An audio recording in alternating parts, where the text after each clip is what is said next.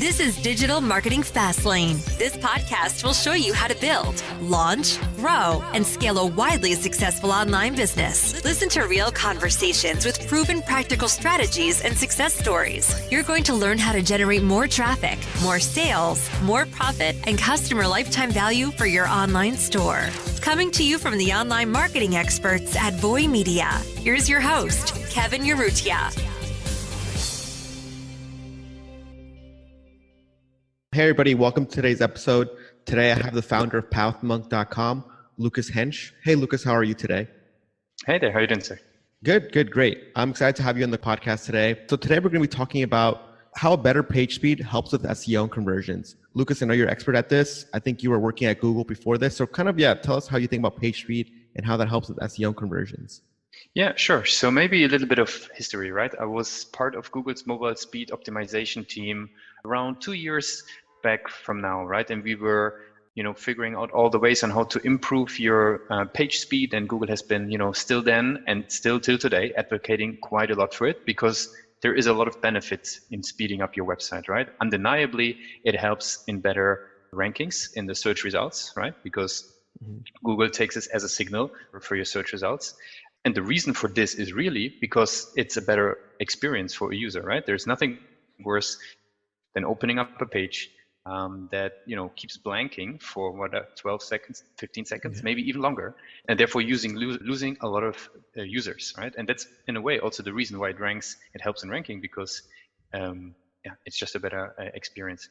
Our team has been advocating for this back then in Google quite a bit, and we've been building up basically a basket of things that you can do in order to improve your page speed. And I think what I like to share is, and what I've been talking in many places now about, is how to think about page speed in a little bit of a different way as a marketeer, right? To have the just rough fundamentals of it nailed down so that the conversations with the developers become a little bit easier, right? Because they can be very easily sort of the direction of, we have to improve our servers or we have to improve our infrastructure in order to get our site faster. But that is not necessarily the case, or that's not necessarily what you would have to do in order to just get your content quicker on the page. So go ahead. Yeah, so I guess what you're saying is with as a marketer, sometimes we're telling developers hey, we need to make the website faster. But it sometimes developers might be pushing back because they're saying it's so many things to do, server optimizations. Exactly. Okay. Yep. Exactly. And I basically want to maybe share a little bit about how to think about page speed as a marketeer. So you have a bit of a better understanding on why pages are showing up slowly on the screen. And it's actually much simpler than you would think at the first place. And second, also maybe share a couple of common tricks, right, that can be done in order to get the page faster, and share a little bit of background on why they can be helping to get the page faster on the screen. And a lot of them really don't involve a lot of development work. So that's about it. Okay, perfect. Yeah, so let's go on. Let's talk about a little bit about page speed and sort of, how a marketer should really understand that and kind of what that really means for them.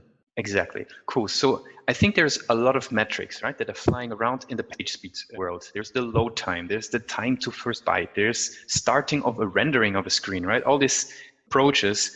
There is a very handy tool that everybody can use. It's pagespeedtest.org. And basically, it's done by a Google team.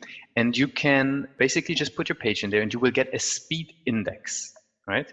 And this is really a simple metric. If you're a marketer throwing your tool into the webpagetest.org, I spelled it wrong before, webpagetest.org, you throw your URL in there and you get something called a speed index. And the speed index is nothing else than telling you how long does it take until your first screen, right, the above the fold content, how long does it take until this is fully loaded? Because in reality, this is what creates the perception of speed of a page for an individual, right? How long does it take until the first screen that I see is fully loaded? Therefore, that's the first thing that I would give to marketers. If you struggle to figure out what to actually care about, the load time, first byte, start render, fully loaded, think about speed index, and you will get that very, very easily in the tool. And it's actually done by a Google team. It's not an official Google product because it's just done some of the developers, so it doesn't look like any of the fancy Google products, but it's done by that team, and it gives you that speed index, and that helps you to start shape your thinking already. A speed index is basically the milliseconds that it takes to fully paint that first screen. If you want to be, loading by maybe 3 seconds, you should be having a speed index that is around 3000, right? And so on and so forth. And three seconds is really what you should definitely not go above, because people jump between tabs, even on mobile, very quickly. And if you're loaded when they're coming to yours, it's a bad experience, and they're going to drop off most likely. So that's the first thing that I would say. Thinking about speed index, because what really determines how people experience your page, and you can get that easily through the tool. And then with speed index, do you think it's even now more important with everybody, kind of what you said before with mobile, where people aren't LTE, 5G? Is that sort of what that's helpful for as well, right? Yes, exactly. 5G it's very good, but in reality, a lot of visitors might be on 4G or even 3G fast, right? Within Google, when we were in our Google team, the baseline that we were taking for our measurement, that's 1.5 years ago now, I'd say probably now improved a little bit, but we were looking at 3G fast, because the baseline for a lot of users is actually not the fastest connection that is out there, but an average connection, right? Some people on older phones in locations where the connection isn't that good, you take the fastest possible scenario. You have to take a scenario that is close to the reality of a vast majority of users. So, for example, you can actually on webpagetest.org, you can actually change your loading time from 3G fast to 4G to 5G to test what would be the differences if somebody is on these different connections. Yeah, and I think this makes sense too, because even for us, when we test websites for clients or brands, we're on like a super high fast connection, office connection. And then you forget that the users might be on mobile, might be walking around.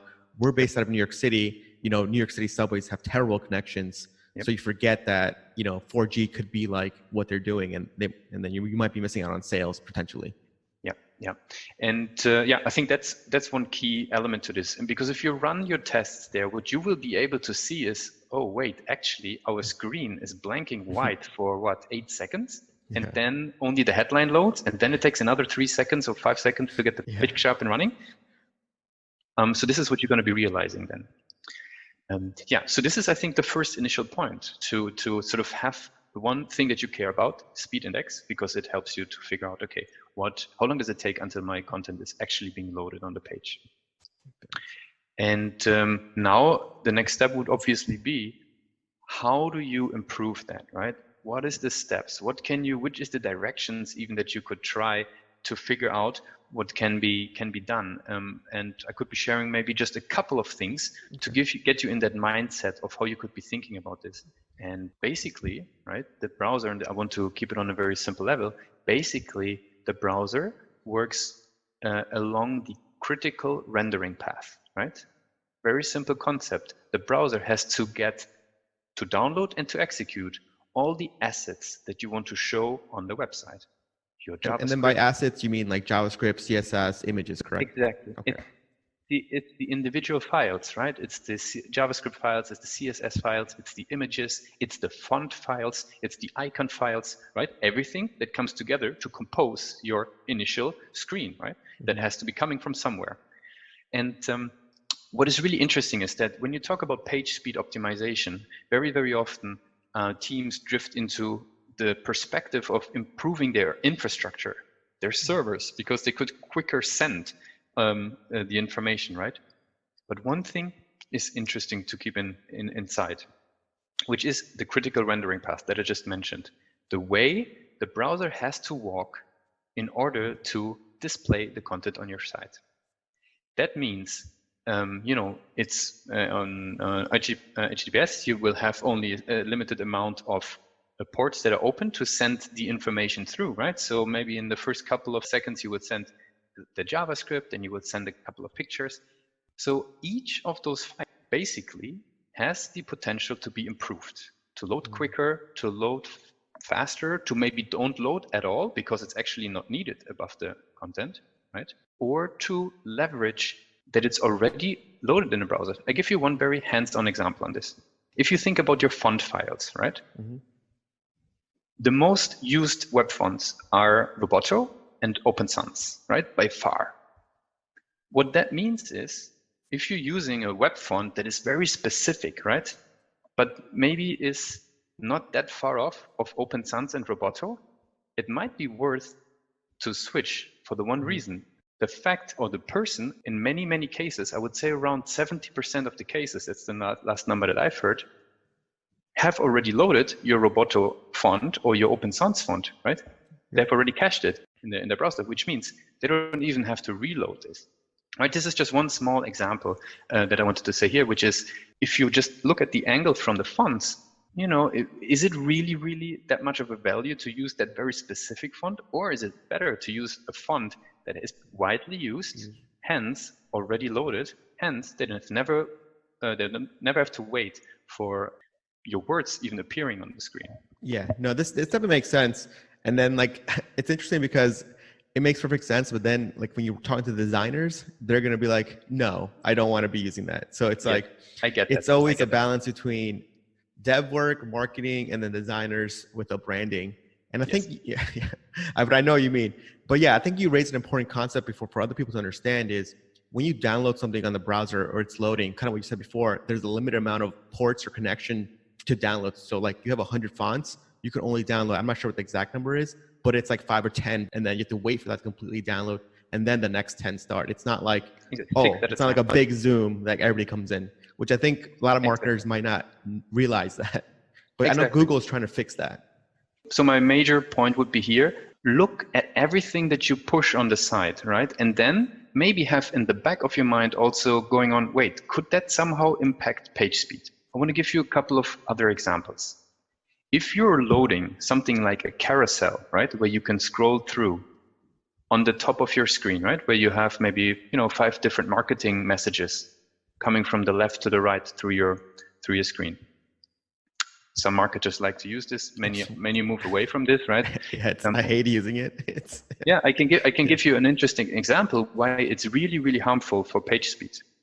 And this goes back to the concept of the critical rendering path. One thing is important to know.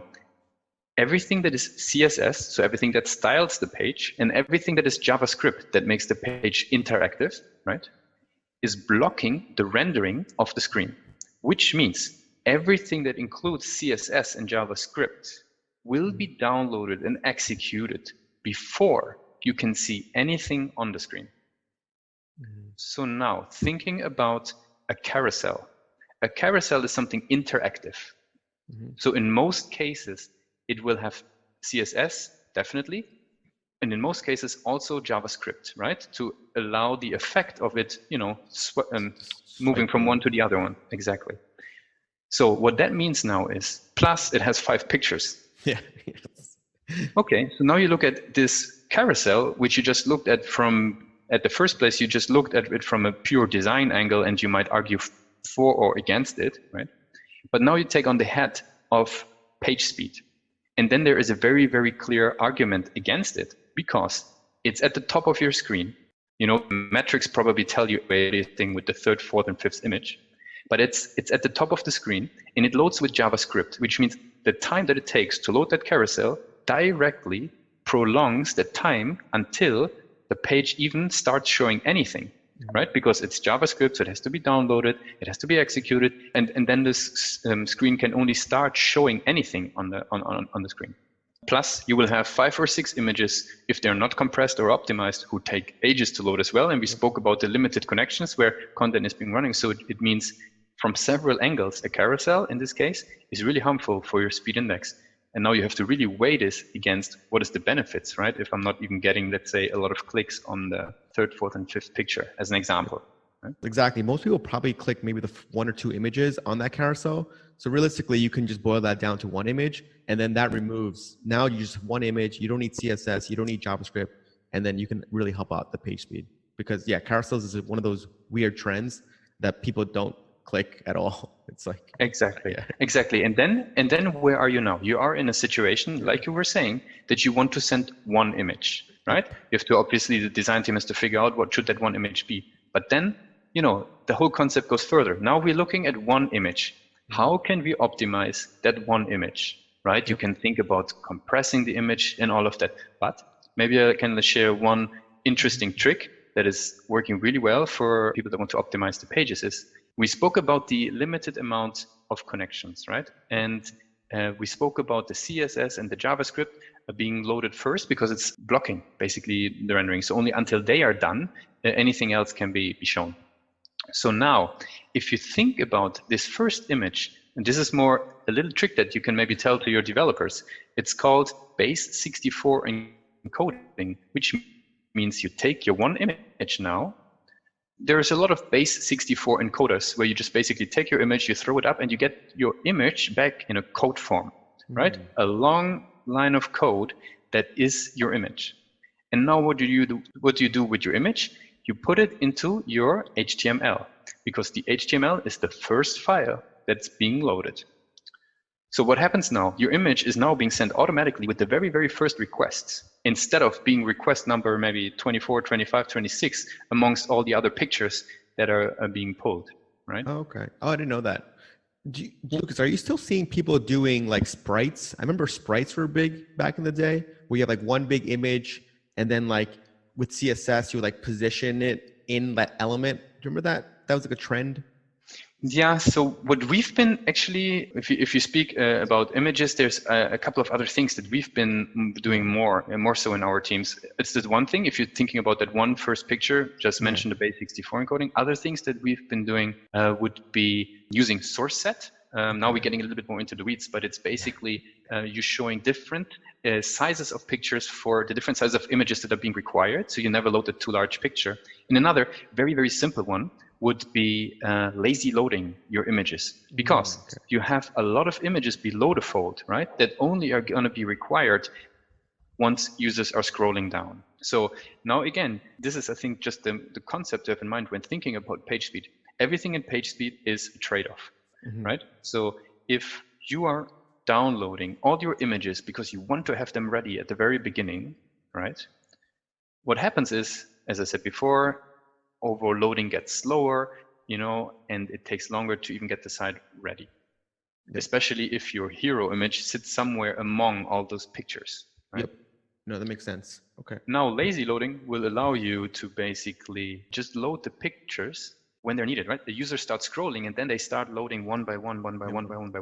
And then, you can basically just like search for lazy loading and put that in front of your developer's desk and say, hey, why don't we just load the bottom pictures a little bit later? I don't want to go so much into the deeds. It's more really giving you the concept of that there is a critical rendering path, and each of the things that you're putting has an enormous impact on the page speed. Just a small one that people usually don't think about is if you're thinking about your icon set, right? Icomoon or any other icon set, they can turn into really, really big files to send. But then check your website. How many of the 360 something icons are you actually showing on the page? So rather take the 5 icons you use, load them in a small file, and they're being there rather than all the icons being loaded. Yeah, that the icon one is a great one, because when I was a developer in San Francisco, we would load the whole like 1,000 icons just because we never knew when we might need it. It's like that issue. Yeah. Okay. Perfect. Yeah. So there's tons of those little ones, and obviously now going into all of them is definitely probably too much for this call. But just if you go to webpagetest.org, load your page in there as a marketer and see for 3G fast, 4G, maybe 5G, how long does it take, right? And are you happy with the results? You should definitely aim for speed index, as I said before, below 3000, which means the screen loads in quicker than 3 seconds. And if not, you will be able to see there's a nice coloring for each of the different file types, CSS, JavaScript, images, font files. And you will see what has the impact, like what is all loading before your page turns from a blank screen to something where a user can see something. And I think equipped with that knowledge, I think a marketeer can really have a good argument in the conversation with the development team to, maybe even start to self-identify a couple of issues. Like, wow, we are loading what, like 10, 15 JavaScript tags at the very beginning. You need a little bit of them, because there's ways to defer or delay asynchronously loading of JavaScript. Those JavaScript that is not required at the very beginning, just let it load a little bit later, right? So it's not blocking the critical rendering path anymore. If it's not required, thinking about the JavaScript that you have in your checkout cart. Yep. You don't need that in the You don't need that, yeah.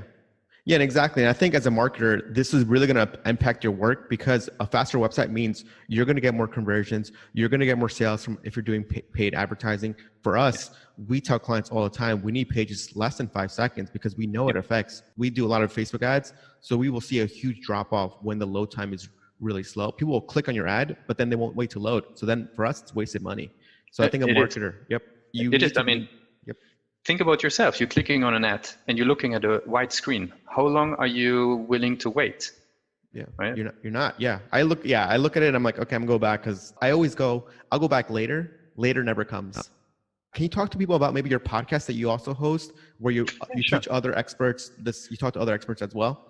Yeah, sure. So I'm a founder of pathmonk.com after my time in Google and also Workday. So we are a conversion optimization tool. So we help marketeers to win more clients from their own websites. And we do that by a technology that we developed called smart cards, right? And it's basically a technology that understands exactly what a user is doing on your page in real time, but also understands your product. And it will always show them the one smart card that is most likely to lead them to a conversion. Might it be a testimonial video on a card that is sliding up on the screen? Might it be frequently asked questions? And there's basically an artificial intelligence below that figures out over time which card do I have to show to this particular user in order to increase the likelihood of conversions by around 40%, somewhere in that lines.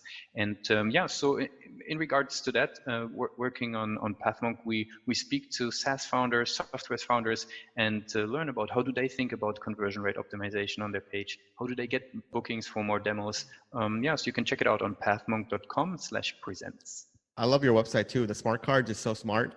I think like if you know exactly what the user is doing on your website, show them a testimonial ad, show them a review, show them something to get them convert. Yeah, it's great. Or even like a phone number to call you guys. It's a great idea. Yeah. There's something very interesting in that, which is basically the system understands exactly the pattern of actions that people do that lead to most conversions. Think about it like this. A user is coming to a page the first time. Now there is a pattern of actions, such as scrolling down a couple of times, switching maybe, coming back. And there is patterns that are emerging that are more likely to lead to a submission, right? Because ultimately the human is trying to find information, maybe comparing to another site, coming back, and now they're submitting, right? And this is the points and times where smart cards appear with helpful information, because the reality is still that 98% of the users on a website never convert, never leave their contact information. So we basically learned to understand what is those key patterns, when do we have to bring up which card, and then in order to maximize the conversions. No, it's a great idea. I think, I've seen it on your website. I've seen it on a few other websites as well. And it just makes sense. If you can help users get to that action, you're going to get more conversions. And then it's a great app. I think people should just definitely check it out. Okay, Lucas, thank you for your time today. I really appreciate it. I had fun. I know I learned a lot. And I think marketers that are listening to this podcast are going to understand kind of the few things that you mentioned, the speed index, how to improve that speed index, assets, how they affect the critical path, the limited connections in the browser, carousel images, how they might be good or bad, and sort of maybe how you can eliminate that. And then, of course, if you have images, the base 64 encoding. So they'll learn a lot of things from you. Thank you, Lucas. I appreciate your time. Thanks for coming on the podcast today. Thank you. This week's episode of Digital Marketing Fastlane